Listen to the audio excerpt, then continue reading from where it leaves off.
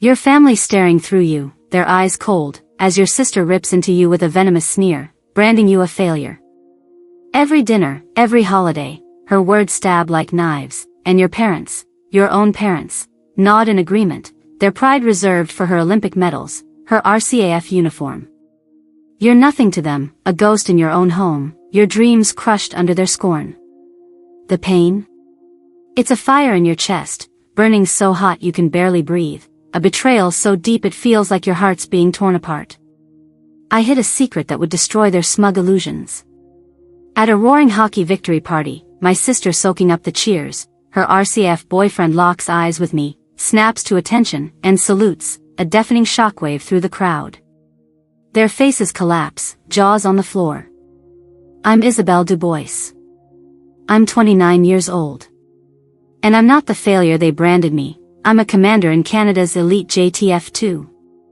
Stay to see their world shatter. Growing up in Victoria, British Columbia, in the Dubois family meant one thing: you lived for hockey and honor. Our home, perched on a cliff overlooking the Salish Sea, was a shrine to both. My dad, Mark, a retired Royal Canadian Navy officer, had his medals pinned above the fireplace, glinting like stars beside framed photos of HMCS Vancouver. He'd lecture us over dinner, his voice booming: the Dubois legacy is service and strength, hockey or the military, nothing less.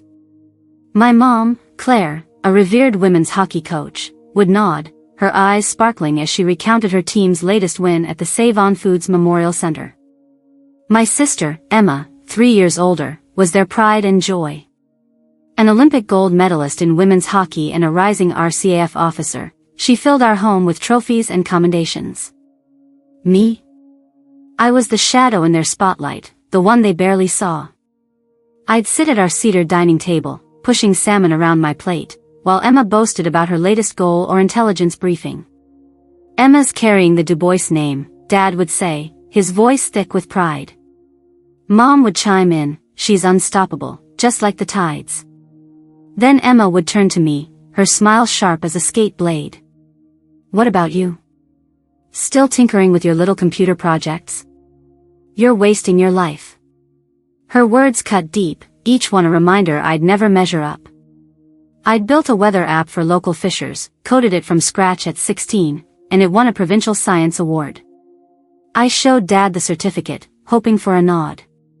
He glanced at it, then turned to Emma. How's your next RCF mission shaping up?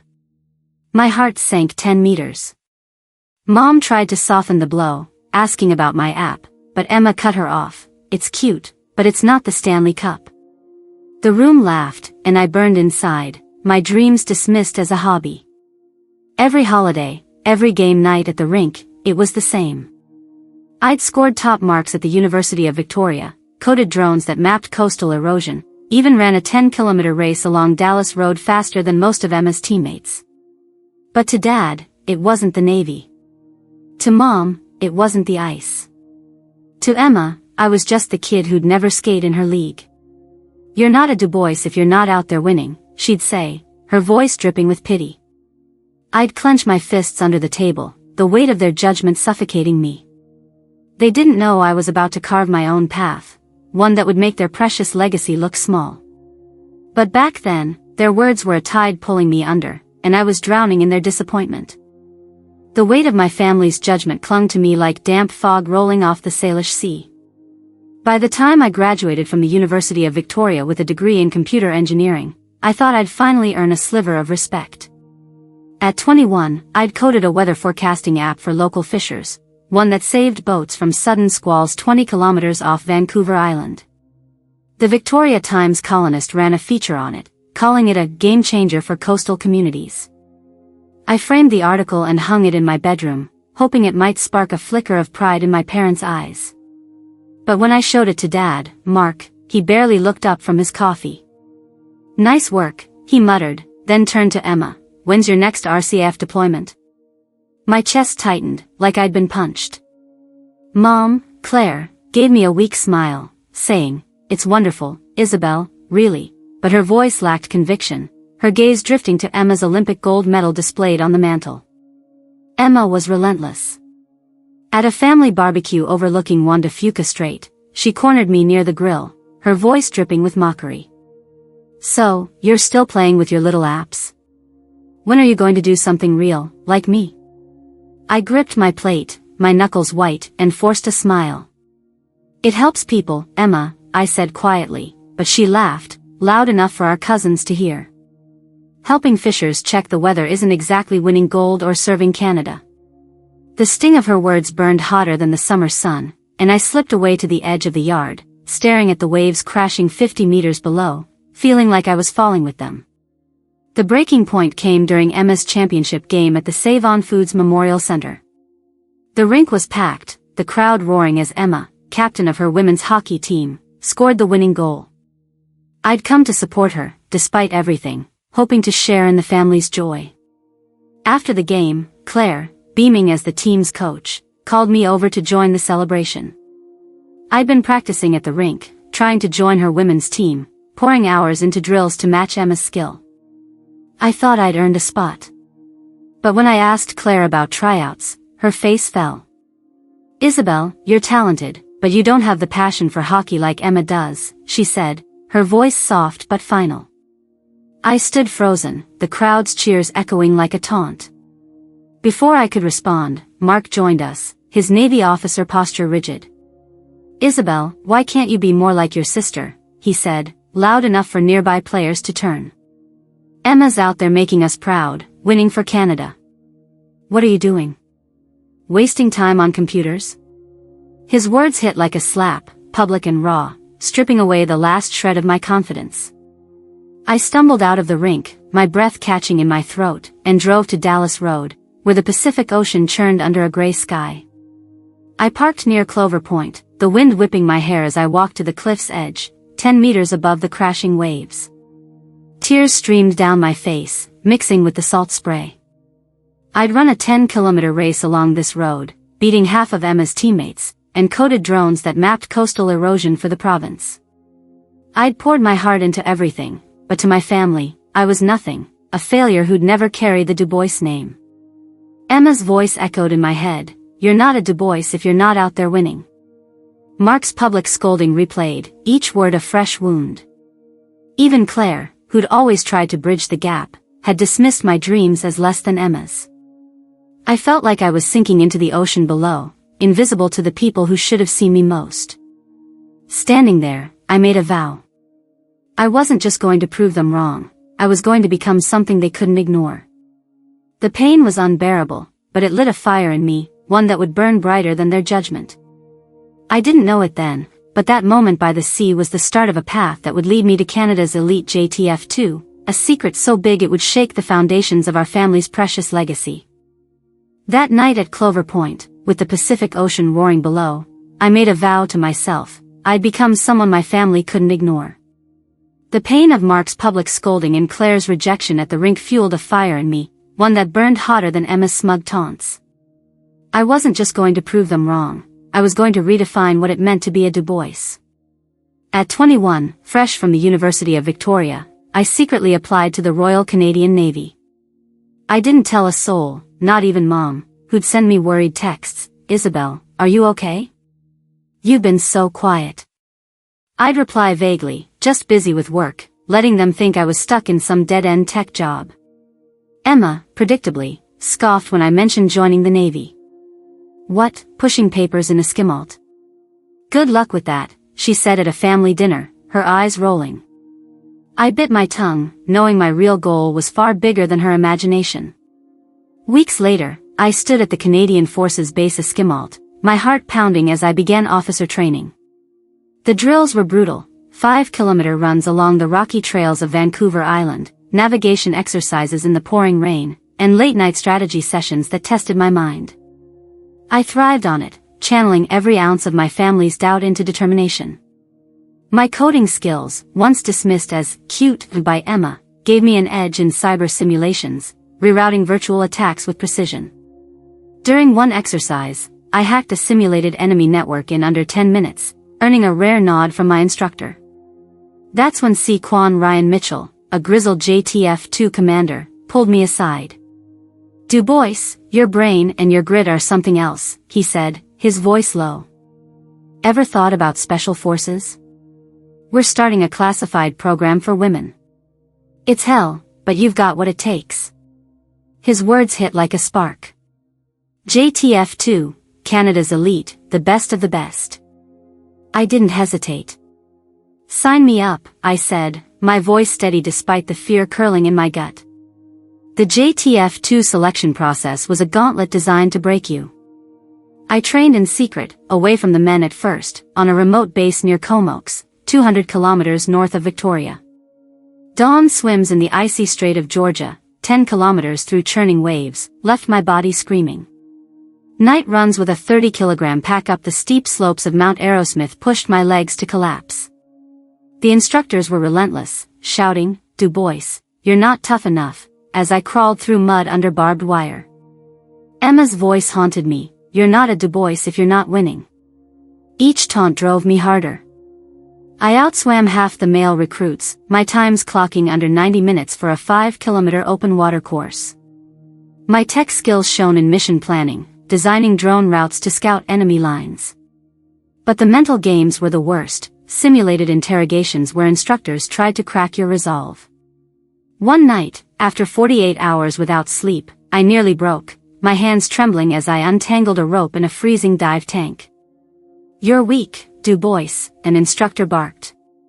I gritted my teeth, picturing Mark's disappointed frown, and pushed through. I wasn't alone. Lieutenant Sarah Nguyen, another woman in the program, became my lifeline. During a navigation drill in the dense forests of Strathcona Park, we got paired up. She was fierce, her eyes sharp as she plotted our route across 15 kilometers of rugged terrain. When I stumbled, exhausted, she grabbed my arm. "You're tougher than this, Isabel," she said. "Don't let them win." Her words echoed my vow at Clover Point. We finished the drill first, outpacing 3 male teams.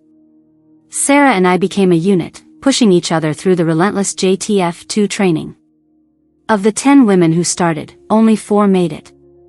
The men's numbers were no better, half rang the bell to quit. By the end, gender didn't matter. We were warriors, forged in the crucible of sweat and will. When I graduated JTF2, Ryan shook my hand, his grip firm. "You're not just a soldier, Du Bois," he said. "You're setting the standard." No family was there, no Mark, no Claire, no Emma. The program was classified, and I wanted it that way. I wasn't doing this for their applause. Every mission, every 4 a.m. swim, every strategy one crafted, was proof I was enough. My first assignment came fast, a counterterrorism unit, officially listed as Naval Intelligence, to keep my cover. I told my family I was stationed in Ottawa, analyzing data. Emma texted, "Sounds boring. Don't mess it up." I didn't reply. Their doubts no longer defined me. I was building a legacy they'd never understand, one that would soon turn their world upside down. I almost didn't go to Emma's hockey victory party. After years of her taunts, Mark's disapproval, and Claire's half-hearted support, another night playing the family's failure held no appeal. But Mom's guilt trip, "It's Emma's big moment, Isabel, please come," pulled me back to Victoria from my supposed desk job in Ottawa. I just returned from a classified JTF2 mission in the Arctic, my body still aching from 10-kilometer treks through snow. I parked my rental car outside the Save-On Foods Memorial Center, the rink buzzing with excitement. The air smelled of popcorn and ice, and the crowd was electric, celebrating Emma's team clinching the national championship. I braced myself, like I was heading into a mission, and stepped into the banquet hall. Inside, the room was a sea of red and white, Canadian flags draped over tables, and hockey sticks signed by Emma's teammates propped against the walls. Mark stood tall, his old navy jacket gleaming with pins, laughing with local coaches. Claire, in her team jacket, worked the crowd, her smile wide as she boasted about Emma's game-winning goal. Emma, radiant in her RCAF uniform, her Olympic medal pinned proudly, held court like a queen. I slipped in quietly, clutching a glass of Okanagan Valley wine, hoping to blend into the background. But Emma spotted me, her eyes narrowing. "Didn't expect you to show, Isabel," she said loudly, drawing glances. Still stuck in that boring Navy job, filing reports? Her teammates chuckled, and my stomach twisted, the old wounds reopening. I forced a smile, murmuring, "It keeps me busy," but her smirk grew sharper. "Busy doing nothing," she said, turning away to accept more congratulations. I stayed near the edge of the room, the weight of years of dismissal pressing down. Mark caught my eye, giving a curt nod, his face as unreadable as ever. Claire approached, her expression soft but patronizing. "It's nice you came, Isabel," she said. "Maybe one day you'll find your place, like Emma." Her words stung, a reminder I was still invisible. I sipped my wine, counting the minutes until I could leave. The banquet hall grew louder, toasts echoing for Emma's brilliance. Then, a shift in the air. Nathan, Emma's RCF boyfriend, a tall captain with a chest full of medals, entered the room. I'd never met him, but his gaze locked onto me across the crowded hall. His brow furrowed, then his eyes widened with recognition. My heart skipped. I knew that look, someone from a mission. Nathan strode through the crowd, his boots clicking on the polished floor. The room's chatter faded as he stopped in front of me, snapped to attention, and saluted, his voice ringing out, "Commander Du Bois, it's an honor, ma'am." The hall went deathly silent. Glasses clinked to a stop. Emma's jaw dropped, her wine glass tilting in her hand. Mark's fork froze halfway to his mouth. Claire gasped, her hand flying to her chest. I felt the blood drain from my face, years of secrecy unraveling in seconds. I returned the salute, my training kicking in. "At ease, Captain," I said, my voice steady despite the chaos in my chest. Nathan lowered his hand, his eyes shining with respect. "Ma'am, your team saved my unit in the Arctic last year," he said, loud enough for the room to hear. "We were pinned down 500 kilometers north of Yellowknife, outgunned in a blizzard. You led the extraction, pulled us out under fire.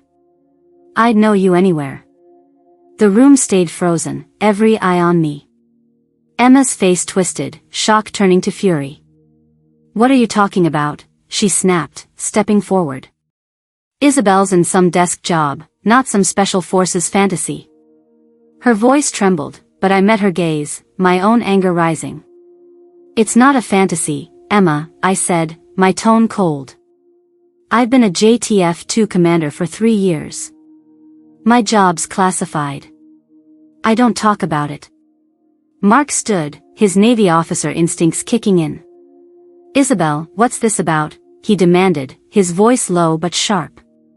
Claire's eyes filled with tears, her voice barely a whisper, "JTF2? Isabel, you've been in combat?" Emma shook her head, her fists clenched. "You're lying," she hissed. "You let me think you were nothing, just to humiliate me." Her accusation hit like a punch, but I stood my ground. "I didn't do this to hurt you," I said. "I did it to serve Canada, not to compete with you." The truth hung heavy in the air, my secret exposed, their world turned upside down.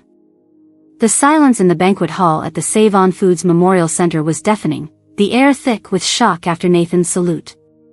Canadian flags hung limp on the tables, and the clatter of glasses had stopped, every eye pinned on me.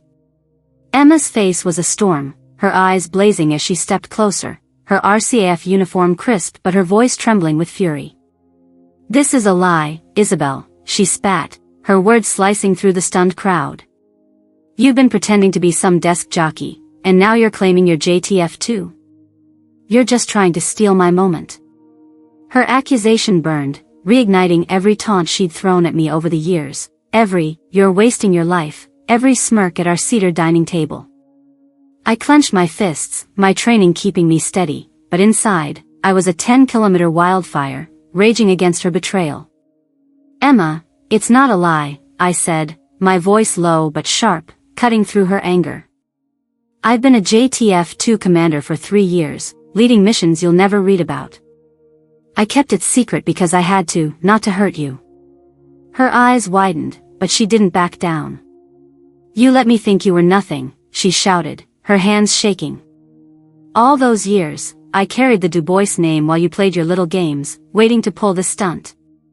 The crowd shifted uncomfortably, their whispers like waves on the Salish Sea. I took a breath, my heart pounding like it did during those Arctic missions 500 kilometers north of Yellowknife. I didn't do this to compete with you, I said, my voice rising. You made it clear I'd never measure up. I did this for me, for Canada, not to prove a point at your precious hockey party. Mark stood, his Navy officer posture rigid, his face a mix of disbelief and command. Isabel, explain yourself, he said, his voice like a gavel. You're telling us you're in JTF2? The elite? How could we not know? His words weren't just a question, they were an accusation, as if I'd betrayed the family by keeping my truth hidden. Claire, tears streaming down her face, reached for my arm, her voice breaking. Isabel, you've been in combat? In danger? All this time, and we didn't know to worry? Her concern, so late, felt like another wound. I pulled back gently, meeting her eyes. It's classified, Mom, I said softly. I couldn't tell you. My job was to protect lives, not to win your approval. Her hand fell, her sobs quiet but piercing, like the wind off Dallas Road. Emma wasn't done. She stepped closer, her Olympic medal glinting under the hall's lights. So you're some big hero now, she sneered, her voice dripping with venom. You let me call you a failure, let Dad think you were a nobody, just to make us look stupid? Her words hit like a slap, but I'd faced worse. JTF2 instructors screaming in my face, 30-kilogram packs dragging me down Mount Aerosmith. I met her gaze, my voice steady but burning. You made it easy, Emma. You never asked who I was. You decided I was nothing years ago. I didn't need to make you look stupid, you did that yourself. The room gasped, the tension thick enough to choke on. Emma flinched, her face paling, but her eyes still burned with a mix of anger and something new, shame. Nathan, still standing, shifted uncomfortably, his RCF medals catching the light. Commander Du Bois, I didn't mean to blow your cover, he said, his voice tight with guilt. I thought your family knew. Your team's Arctic ops saved 20 of us, pinned down in a blizzard. You're a legend in the forces. His words hung heavy, and I saw Mark's jaw tighten, his officer's mind processing the weight of it. Claire's tears fell faster, her hands trembling. A legend, she whispered, her voice barely audible. Isabel, why didn't you trust us? I looked at her, my heart aching but resolute. It wasn't about trust, Mom. It was about duty. I swore to keep my team safe, even if it meant losing you. Mark's eyes softened, a flicker of something new, respect, maybe, crossing his face. Emma stayed silent, her fists still clenched, wrestling with the truth. The hall felt like a battlefield, my secret now a grenade, its blast reshaping everything I'd hidden for years. The banquet hall at the Save On Foods Memorial Center felt like a battlefield, the air heavy with the aftermath of my exposed JTF2 secret. Emma's accusation, that I'd hidden my truth to humiliate her, still echoed, her words a fresh wound. Mark's stern demand for answers and Claire's tearful shock hung between us, the crowd's whispers like a distant tide on the Salish Sea. I stood my ground, my heart pounding like it did during those brutal 10-kilometer treks in JTF2 training, but Nathan's voice cut through the tension, sharp and steady. Commander Du Bois didn't just save my unit, he said, his RCF medals glinting under the hall's lights. She saved your sister, Emma, in that Arctic op last year. The room froze again, as if the ice from the rink had seeped into every soul. Emma's face crumpled, her eyes wide with disbelief. What? She whispered, her voice barely audible over the hum of the crowd. Nathan stepped forward, his gaze locked on Emma. You were in my unit, Emma, on that RCAF recon mission 500 kilometers north of Yellowknife, he said, his tone firm but weighted with memory. We were stranded in a blizzard, cut off by enemy fire. Commander Du Bois's JTF2 team came for us. She led the charge through 20 centimeters of snow, under fire, to get us out. I saw the moment replay in my mind, the howling wind, visibility down to 5 meters, my team navigating by instinct. I'd split our unit, drawing enemy fire to clear a path for the stranded RCF team, not knowing Emma was among them. My breath caught as I remembered the chaos, gunfire cracking through the storm, my voice shouting orders over the radio, my team pulling survivors to safety. I'd nearly lost 2 soldiers that day, but we got everyone out. Emma's hands trembled, her Olympic medal swaying on her uniform. You were there," she stammered, her voice breaking. I nodded, my throat tight. "I didn't know it was you, Emma," I said softly. "I was just doing my job, saving lives." Her eyes filled with tears, the arrogance I'd known for years crumbling like ice under spring sun. She sank into a chair, her face pale, as if the weight of her own words had finally crushed her. "I called you a failure," she whispered, her voice raw. "I said you were nothing, and you saved my life." The pain in her words mirrored the hurt I'd carried since those nights at our cedar dining table, but it wasn't triumph I felt, it was a strange, aching relief. Mark's posture softened, his Navy officer rigidity giving way to something new. He stepped closer, his eyes searching mine. "Isabel, you led that mission?" he asked, his voice quieter now, almost reverent. "You brought Emma back to us?" I nodded, meeting his gaze. "Yes, Dad," I said, the word feeling foreign after years of his disapproval. "My team risked everything that day. It's what JTF2 does." Claire's sobs broke the silence, her hands clutching her team jacket. "You were out there, in danger, saving your sister, and we didn't know?" she cried, her voice thick with guilt. "We thought you were, she trailed off, unable to say the word failure. I wanted to comfort her, but the years of their dismissal held me back. "I couldn't tell you, Mom," I said, my voice steady but soft. "My work's classified. It's not about glory, it's about duty." Nathan spoke again, his voice carrying the weight of truth. "Commander Dubois's team has the highest success rate in JTF2, he said, addressing the crowd. "That Arctic op? It was a miracle.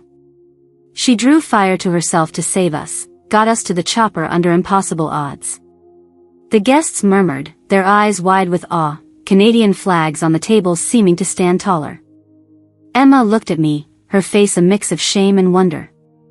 "I was wrong," she said, her voice barely above a whisper. "I thought I was the one carrying our name, but you're the real hero." Her admission was raw, a crack in the armor she'd worn for years. Mark's eyes glistened, a rare vulnerability breaking through.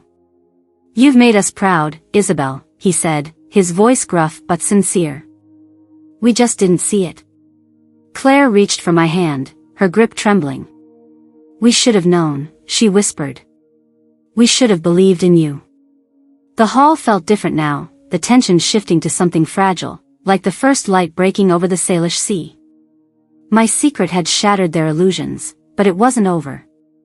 Emma's eyes met mine, searching for something, forgiveness, maybe. I wasn't ready to give it, not yet. The truth about that Arctic mission had changed everything, but the scars of their judgment still lingered, raw and unhealed. The air in the Save On Foods Memorial Center banquet hall felt lighter, as if the storm of my revealed JTF2 secret had finally broken. Emma's admission of guilt, that she'd called me a failure while I'd saved her life in the Arctic, hung between us like a fragile thread. Her eyes, red from tears, met mine, no longer sharp with condescension but raw with regret. "Isabel, I was wrong," she said, her voice trembling, barely audible over the murmur of the crowd. "I was jealous. I thought I was the only one who mattered. But you're the real Dubois." Her words were a crack in the wall we'd built over years, and for the first time, I saw my sister, not the Olympic star who'd overshadowed me. I wanted to reach out, but the scars of her taunts held me back.